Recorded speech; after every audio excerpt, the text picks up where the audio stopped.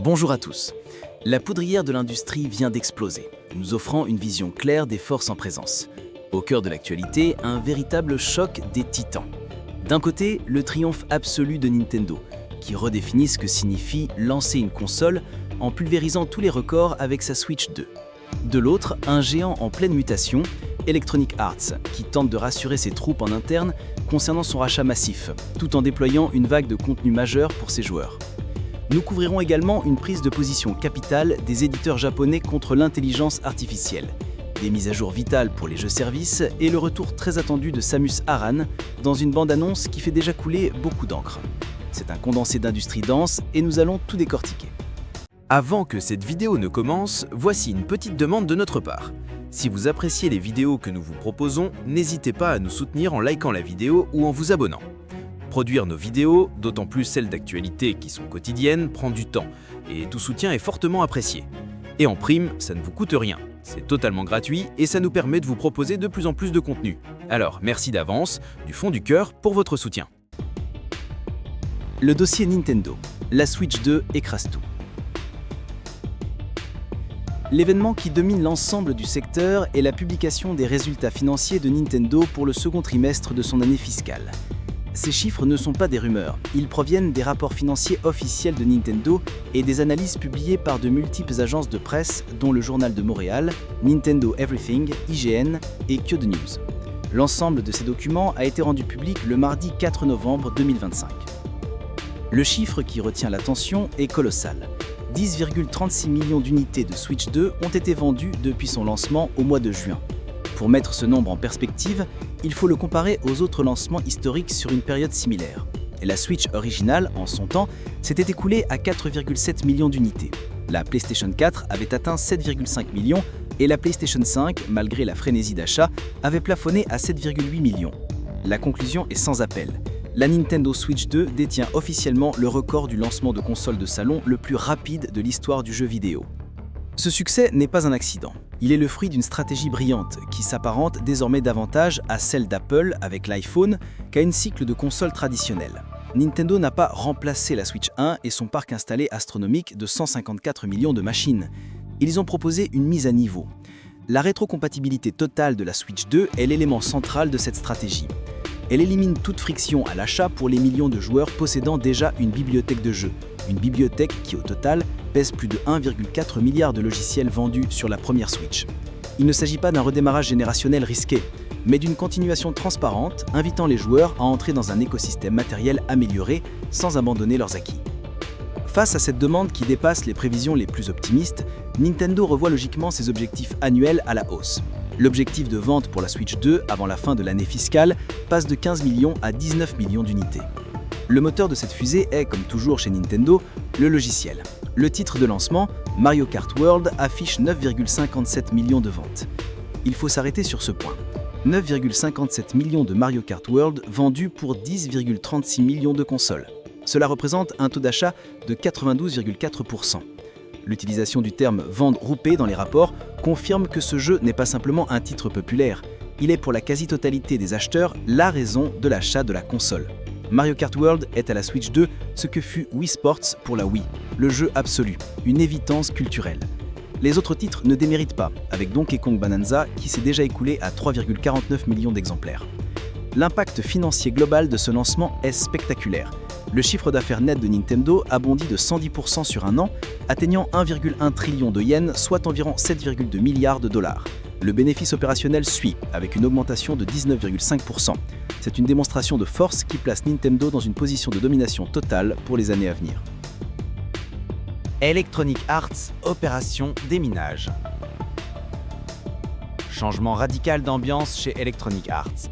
L'éditeur se retrouve au centre de l'attention pour deux raisons diamétralement opposées. Une gestion de crise interne suite à son rachat et une vague massive de mises à jour pour ses jeux-services phares. D'abord, la situation interne. Depuis l'annonce de son rachat à 55 milliards de dollars par un consortium incluant le fonds d'investissement public saoudien, PIF, et Silver Lake, les inquiétudes montent, tant chez les employés que chez certains observateurs, y compris des sénateurs américains. L'actualité est que Electronic Arts a révisé une foire aux questions interne destinée à ses employés. Le nouveau langage utilisé est une tentative claire de déminage.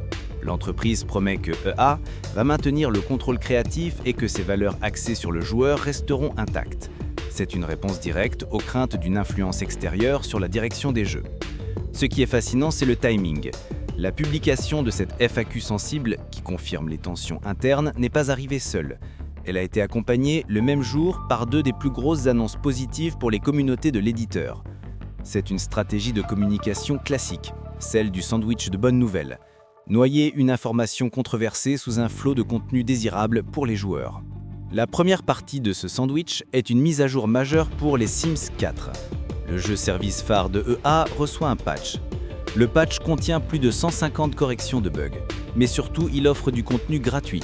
Les joueurs reçoivent une nouvelle collection d'objets pour créer un sim et le mode construction entièrement inspiré de la culture ouest-africaine. Cela inclut de nouvelles tenues, des textures, une nouvelle recette, du riz jollof et une nouvelle coiffure, des locks. En bonus, le patch ajoute la robe de ballet Beaverbrook, un objet conçu par un membre de la communauté pour célébrer le cap des 100 000 membres sur le serveur Discord officiel du jeu. La deuxième partie de l'opération est le lancement de la saison 27 d'Apex Legends, intitulée Amped. Le contenu principal est une refonte significative de la carte Olympus. Dites adieu à Orbital Cannon, remplacé par Summers University, et à Energy Depot, qui laisse la place à Gravity Engine. Côté équilibrage, on note des buffs importants pour Valkyrie, dont les jets VTOL se rechargent 3 fois plus vite, et pour Rampart, dont le bouclier gagne un toit protecteur. Horizon voit également ses nerfs précédents annulés, mais le changement le plus profond n'est peut-être pas visuel. Il est auditif. Les notes de patch 28 détaillent une révolution pour le jeu, l'introduction d'un threat system dynamique, mais surtout d'une nouvelle option de mixage audio appelée Focus. Cette option, réclamée depuis des années, supprime complètement les bruits de pas des alliés et augmente ceux des ennemis. C'est une réponse directe à des années de plaintes de la communauté sur la fiabilité de l'audio, et cela pourrait transformer la méta compétitive bien plus profondément qu'un simple buff de légende. La boucle est bouclée, une nouvelle sensible en interne et 2 mises à jour massives et positives pour le public. Le tour des grands éditeurs. Continuons ce tour d'horizon avec les autres forces majeures de l'industrie. Chez Ubisoft, on prépare l'avenir des jeux-services. Des communiqués de presse d'Ubisoft et de Gamespress confirment 2 annonces. D'une part, The Crew Motorfest s'apprête à lancer son année 3, qui débutera avec la saison 8. D'autre part, Ubisoft a révélé l'ensemble des Twitch Drops, les récompenses de visionnage, pour le prochain Blast R6 Munich Major de Rainbow Six Siege. Les spectateurs pourront débloquer des skins d'armes pour Modzi, Yana et Oryx, ainsi que des packs e-sports. Du côté de Capcom, l'actualité se partage entre e-sports et marketing.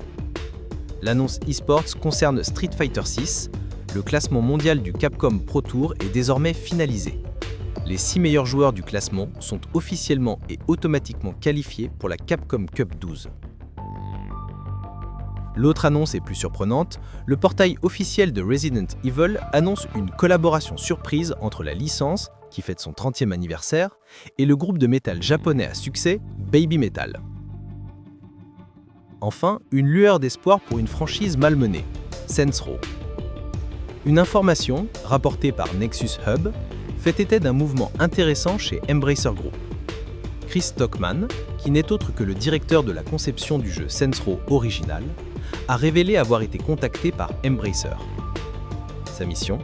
Créer et présenter un pitch pour un reboot de la série. Stockman a précisé que son intention était un retour aux sources, s'éloignant radicalement de la direction prise par les derniers opus et le reboot raté de 2022. C'est un revirement stratégique complet. Après l'échec critique et commercial de ce reboot, qui a mené à la fermeture du studio Volition, Embracer semble abandonner l'idée de conquérir un nouveau public. Ils cherchent désormais à sécuriser leur investissement en tentant de reconquérir la base de fans originale, et pour ce faire, ils retournent à la source même du succès de la série. Services, mise à jour et économie. La vague de mise à jour de contenu se poursuit.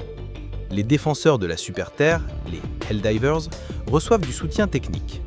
Le dernier patch, intitulé Into the Unjust, a été déployé. Il ne s'agit pas de nouveaux contenus, mais d'un patch de stabilisation. Des rapports faisaient état d'une frustration des joueurs croissante due à des problèmes techniques depuis la dernière mise à jour de contenu. Ce patch est une réponse directe, il se concentre sur la correction de crash, en particulier ceux liés au hot joining, le fait de rejoindre une partie déjà commencée, et à l'utilisation de certains stratagèmes. C'est un patch d'entretien. Arrowhead met le nouveau contenu en pause pour solidifier les fondations du jeu, une décision saine pour la longévité d'un jeu-service. Enfin, l'économie des secteurs continue de tourner, avec d'autres résultats financiers majeurs. AMD, le géant des processeurs, annonce des revenus records. Son segment gaming est en hausse des 181% sur un an, atteignant 1,3 milliard de dollars. Une croissance principalement tirée par la forte demande en puces semi-custom destinées aux consoles de Microsoft et Sony. Corsair Gaming, le fabricant de périphériques, annonce également des résultats très solides pour son troisième trimestre, avec un EBITDA ajusté qui a plus que doublé. Et dans le secteur mobile, la plateforme Mistplay publie son 2025 Mobile Gaming Across Markets Report, une étude qui révèle des différences fondamentales dans les habitudes de découverte, de jeux et de dépenses entre les joueurs occidentaux, USA, UK, et asiatiques, Japon et Corée. La bande-annonce du jour, Metroid Prime 4 Beyond. L'événement marketing de la journée est sans conteste la diffusion par Nintendo d'une toute nouvelle bande-annonce pour le très attendu Metroid Prime 4 Beyond. Le trailer, intitulé Survive, a été mis en ligne et immédiatement vu massivement. La vidéo se concentre sur le gameplay de la version Nintendo Switch 2. Elle offre un nouvel aperçu de la planète Vioros, où Samus se retrouve transportée. On y voit la chasseuse de primes utiliser de nouvelles capacités psychiques et affronter une faune hostile, dont des ennemis nommés comme le Lamorne Mechanoid Psybot Soldier et un boss du nom d'Aberax. Mais au-delà du contenu, c'est la forme qui est intéressante. Les précédentes bandes annonces avaient suscité une certaine inquiétude chez les fans de longue date. L'annonce de la nouvelle moto de Samus, la Viola, avait notamment fait craindre une dérive vers un monde ouvert vide, un reproche souvent fait aux anciens trailers qualifiés de mous. Cette nouvelle bande-annonce Survive agit comme une correction marketing.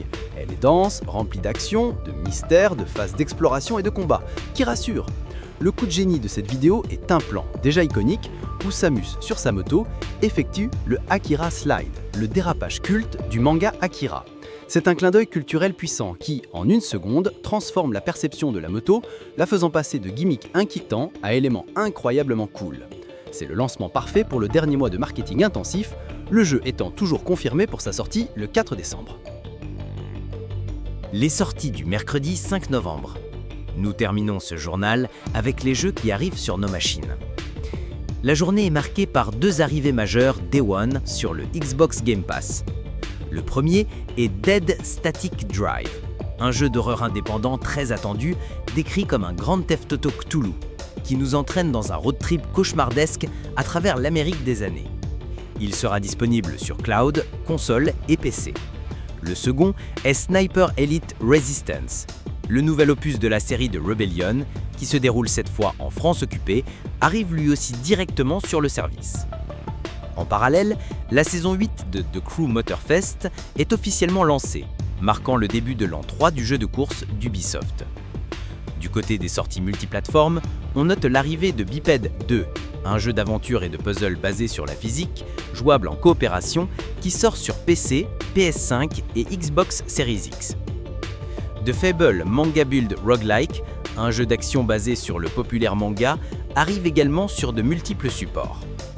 D'autres sorties notables incluent Sonic Rumble, le nouveau titre de Sega pour PC et mobile, l'arrivée du Animal Crossing australien Dincom sur la Nintendo Switch et la sortie des épisodes 5 et 6 du jeu narratif Dispatch sur PC et PS5. Enfin, la scène indépendante est très active avec la sortie du jeu d'aventure point and click Foolish Mortals, du visual novel London Echoes of the Past, du jeu de réflexion Plan Plots et des titres PC Dogwitch et Vivid World. Ce fut une journée d'actualité particulièrement dense, définie par la puissance financière brute de Nintendo qui valide un lancement historique, la danse complexe d'Electronic Arts pour gérer une crise de confiance tout en servant massivement sa communauté, et le retour en grâce marketing de Metroid Prime 4. Le paysage du jeu vidéo continue d'évoluer à une vitesse stupéfiante. Dites-nous en commentaire ce que vous retenez. Les chiffres de la Switch 2 vous impressionnent-ils? Le patch audio d'Apex va-t-il changer votre façon de jouer? Et ce Akira Slide de Samus, est-ce un simple clin d'œil ou le signe d'un retour en force? Merci de nous avoir suivis. N'oubliez pas de vous abonner pour ne manquer aucune analyse de l'industrie.